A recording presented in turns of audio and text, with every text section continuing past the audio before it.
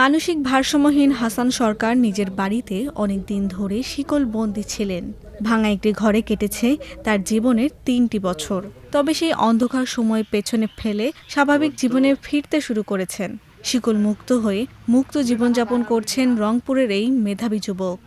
ঘর পরিবার আমাদের হয়েছে বন্ধু যারা সব লেখাপড়া ভালো জানে, শিক্ষিত, তারা আমাদের উপকার করে। তাদের কিন্তু আমি তাদের বন্ধু হই। আমরা একই সাথে লেখাপড়া করছি হাই স্কুলে, সেই আমাদের বাড়ির কথা, সে আমার বন্ধু হয়। হাসান সরকার রংপুর তারাগঞ্জ উপজেলার দৌলতপুর গ্রামের বাসিন্দা। ইঞ্জিনিয়ার হওয়ার স্বপ্ন নিয়ে ভর্তি হয়েছিলেন রংপুর পলিটেকনিক ইনস্টিটিউটে, কিন্তু কিছুদিন পর তার মানসিক সমস্যা দেখা দেয়। এতে ছেদ পড়ে পড়ালেখায়।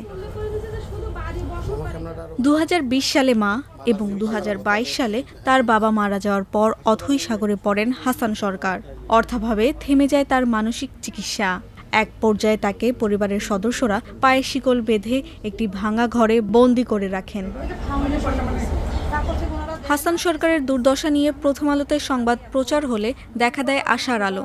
তার পরিবার জানায়, জেলা প্রশাসন, হাসানের সহপাঠী ও স্থানীয়দের সহায়তায় প্রায় 1 লাখ টাকা খরচ করে তার জন্য আধাপাকা টিনের ঘর বানানো হয়েছে। ঘরের সঙ্গে শৌচাগারের ব্যবস্থাও করা হয়েছে। ঘরের ভেতরে একটি চৌকি, লেপ তোশক, বালিশ ও ফ্যান দেওয়া হয়।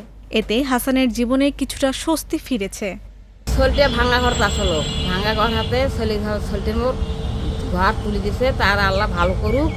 এখন ছোলটে মোর এখন চিকিৎসা পাতি করছে। আর ছোল মোর এখন খাওয়া দাওয়া শোক পাইছে। তারাগঞ্জ উপজেলার নির্বাহী কর্মকর্তা জানিয়েছে, দীর্ঘদিন অবহেলায় থাকা হাসানের এখন চিকিৎসা শুরু হয়েছে। এতে ধীরে ধীরে তার অবস্থা উন্নতি হবে বলে আশা করছেন তারা। আমরা প্রথম আলোর মাধ্যমে সংবাদটি যখনই আমাদের নজরে এসেছে, তৎক্ষণাৎ আমরা উপজেলা প্রশাসনের পক্ষ থেকে ওই ব্যক্তির জন্য আমরা 2 বান্ডিল টিন এবং 6,000 টাকা ইতিমধ্যে প্রদান করেছি। এর বাইরে আমরা শুকনো খাবারও আমরা দিয়েছি। প্রতি মাসে আমরা একটি করে শুকনো খাবার তার জন্য বরাদ্দ রেখেছি। আমাদের আহ্বান থাকবে যে স্থানীয় মানুষজন এগিয়ে আসুক, তাহলে এই ব্যক্তিটি ভালো থাকবে, সুস্থ জীবনে ফিরে আসবে।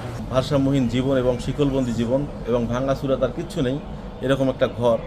পরে আমরা সব বন্ধুদেরকে এবং হাসানের শুভাকাঙ্ক্ষী সবাই মিলে ঘর নির্মাণ করেছি এবং তার চিকিৎসার জন্য রংপুরে আমরা নিয়ে গেছিলাম কয়েক বন্ধু মিলে। আমরা ধারাবাহিকভাবে ওর পেছনে সবার সহযোগিতা পেলে আর্থিকভাবে, তাহলে আমরা ওর চিকিৎসা করবো এবং স্বাভাবিক জীবনে ওকে ফিরিয়ে নিয়ে আসতে পারবো ইনশাল্লাহ।